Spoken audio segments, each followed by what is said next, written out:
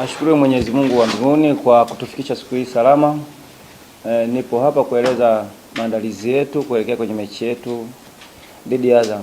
Nafikiri maandalizi yamekwenda vizuri, isipokuwa kuna baadhi tu ya wachezaji wachache tunaweza kuwakosa, kwa maana ya Ali Salim majeruhi wa muda mrefu, Abdi Banda anatumikia kadi, pamoja tutaasesi kwa mara ya mwisho Idi Kipagwile maendeleo yake, kwa sababu ni mtu ambaye amerejea mazoezini. Lakini the rest kikosi kiko vizuri, tumetrain hizi siku baada ya mechi yetu ya CRB kwa Federation Cup. Nafikiri kuna baadhi ya wachezaji ambao walituonyesha kitu.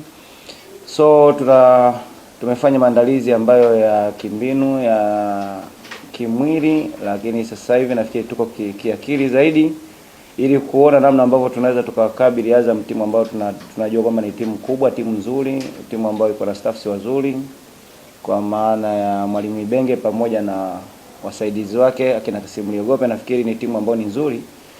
So sisi kiakili na kimwili tuko tayari.